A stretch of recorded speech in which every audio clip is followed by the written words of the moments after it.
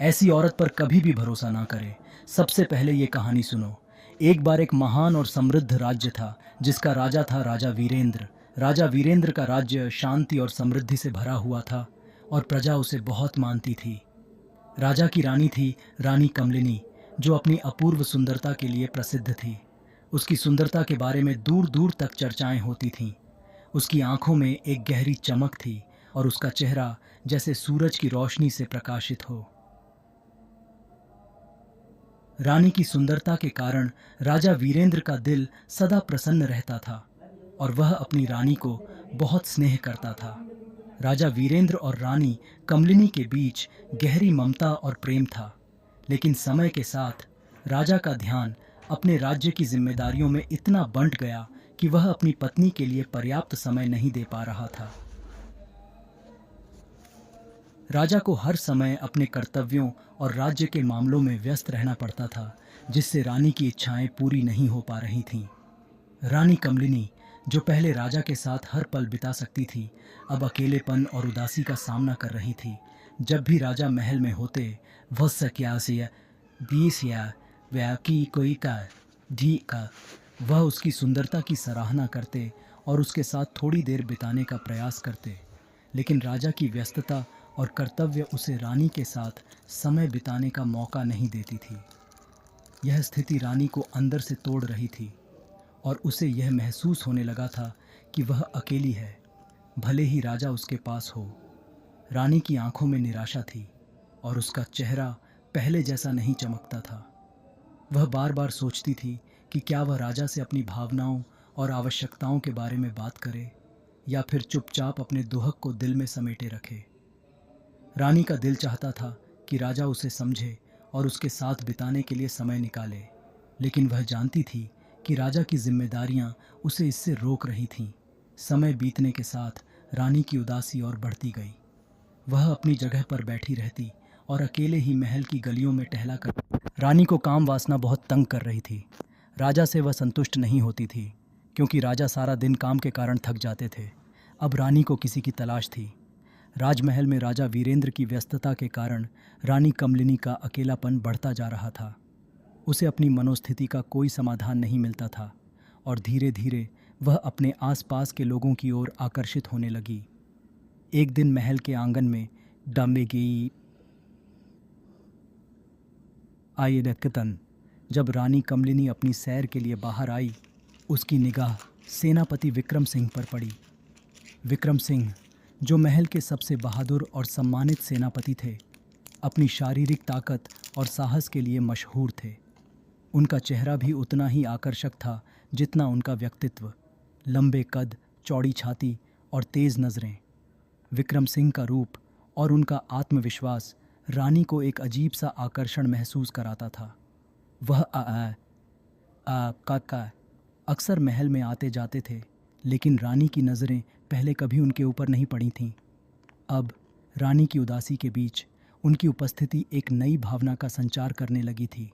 विक्रम सिंह, जो रानी की खूबसूरती के बारे में सुन चुके थे, जब पहली बार रानी को करीब से देखा तो कभी एकू के काय तो आप आम की टिमकी था, वह भी उनकी सुंदरता के कायल हो गए। रानी का रूप, उसकी आंखों की गहराई और उसकी चाल ढाल ने उसे बुरी तरह प्रभावित किया। वह रानी के रूप की चमक से मंत्रमुग्ध हो गया था और उसे महसूस हुआ कि वह कभी रानी को भुला नहीं सकता। विक्रम सिंह के दिल में एक गहरी चाहत और इच्छा का जन्म हुआ, जो उसे पहले कभी महसूस नहीं हुई थी। वह रानी के प्रति अपनी भावनाओं को दबा नहीं पा रहा था और हर बार जब वह रानी से मिलता तो उसकी नज़रें रानी पर ठहर जातीं। रानी को भी यह महसूस हो रहा था कि विक्रम सिंह की आंखों में कुछ विशेष था और यह आकर्षण उसे भी किसी और दिशा में खींच रहा था। रानी की नज़रें अब अक्सर विक्रम सिंह पर पड़ी रहती थीं और वह उसकी शारीरिक सुंदरता के साथ साथ उसके साहस और आत्मविश्वास से भी प्रभावित हो रही थी। विक्रम सिंह भी रानी की बढ़ती नज़रों का आभास महसूस कर रहे थे और एक अनजानी सी आकांक्षा उनके मन में भी घर कर गई थी। रानी कमलिनी और सेनापति विक्रम सिंह के बीच अब कुछ ऐसा था जो शब्दों से अधिक गहरा था। दोनों के बीच का आकर्षण धीरे धीरे एक गहरी चाहत में बदलने लगा। रानी को विक्रम की उपस्थिति में ऐसा महसूस होता जैसे वह एक नई ऊर्जा से भर गई हो, जैसे किसी ने उसकी खोई हुई खुशी को वापस लौटा दिया हो।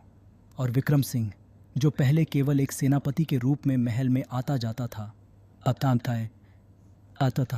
अब रानी के आसपास रहकर उसके पास होने की हर संभव कोशिश करता था।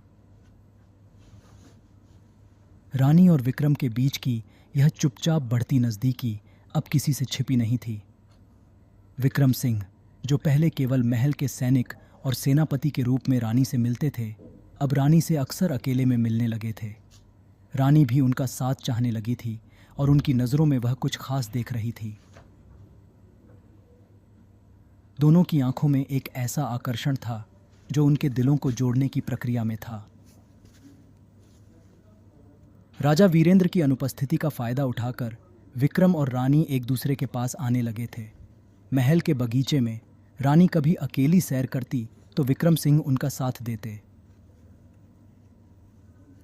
एक दूसरे के नज़दीक आने की यह आदत अब धीरे धीरे एक गहरे संबंध में बदलने लगी थी। उनकी बातचीत अब कुछ हल्की नहीं रह गई थी, बल्कि वे दोनों एक दूसरे से अपने दिल की बातें करने लगे थे। रानी कमलिनी, जो पहले अपने दिल के दर्द और अकेलेपन को महल की दीवारों में छुपाए रखती थी, अब विक्रम के साथ हर दर्द को साझा करने लगी थी। विक्रम सिंह ने भी उसे कभी अकेला महसूस नहीं होने दिया। वह रानी की भावनाओं को समझते थे और उसकी उदासी को दूर करने के लिए हर संभव कोशिश करते थे। रानी को अब विक्रम की उपस्थिति में वह सुकून मिल रहा था जो पहले राजा वीरेंद्र के पास नहीं था। दोनों के बीच यह संबंध अब किसी गुप्त प्यार की तरह विकसित हो चुका था। रानी कमलिनी और सेनापति विक्रम सिंह के बीच बढ़ता हुआ संबंध अब महल के भीतर कुछ लोगों की निगाहों में आ चुका था। महल के सैनिक, जो अपनी ड्यूटी पर थे, बहुत ही चौकस रहते थे और हर छोटे बड़े बदलाव को भांप लेते थे। एक दिन एक सैनिक ने सेनापति विक्रम सिंह से मिलने का समय निकाला। उस सैनिक का नाम आदिल था और वह महल के भीतर होने वाली घटनाओं को बखूबी समझता था। आदिल ने विक्रम सिंह से धीरे से बात की और एक अजीब सी सलाह दी। सेनापति, आदिल ने धीरे से कहा, तुम्हें रानी से एक सवाल करना चाहिए। उसे कहो कि वह राजा वीरेंद्र को मार दे, तभी वह तुम्हारे प्रति अपने प्यार और विश्वास को साबित कर सकेगी। अगर वह तुम्हारे लिए यह कदम उठाने को तैयार होती है तो तुम्हारा प्यार सच्चा होगा और तुम्हें जानना होगा कि वह सच में तुमसे प्यार करती है। विक्रम सिंह, जो आदिल की बातों को पहले समझ नहीं पाए थे, अब पूरी तरह से चौंक गए। आदिल का सुझाव अजीब और खतरनाक था, लेकिन उसमें एक गहरी सच्चाई थी। विक्रम सिंह ने आदिल से कुछ पल चुप रहकर उसकी बातों पर विचार किया। उसे यह महसूस हुआ कि आदिल शायद रानी के साथ उसके संबंधों को एक नए दृष्टिकोण से देख रहा था, और उसने जो कहा वह किसी और तरीके से रानी के दिल की सच्चाई को जानने का तरीका था। तुम्हारी बात सही है आदिल, विक्रम ने धीरे से कहा, लेकिन यह बहुत बड़ा कदम होगा। रानी को ऐसी स्थिति में डालना जहां उसे राजा को मारने की बात करनी पड़े, यह न केवल हमारे रिश्ते को जोखिम में डालेगा, बल्कि यह महल की शांति को भी खतरे में डाल सकता है। आदिल ने जवाब दिया, लेकिन सेनापति, अगर रानी सच्ची है तो वह इस चुनौती को स्वीकार करेगी कि जब राजा को मार दोगी। अब सेनापति ने रानी से कहा कि मैं तुम्हारे साथ तभी संभोग करूंगा अगर तुम राजा को मार दोगी, क्योंकि हमारा सभी तो पता चलता जा रहा है। अगर राजा को पता चला तो वो हमें मार डालेगा। रानी बोली, ठीक है। अब उसने राजा को मार दिया। मरने के बाद सभी तरफ हफर तफरी मच गई। इस कहानी से आपको ये बताना चाहते हैं, कहना चाहते थे कि काम वासना के जब इंसान अंधा हो जाता है तो उस पर कभी भी भरोसा न करे। ईसा अपना करे कही।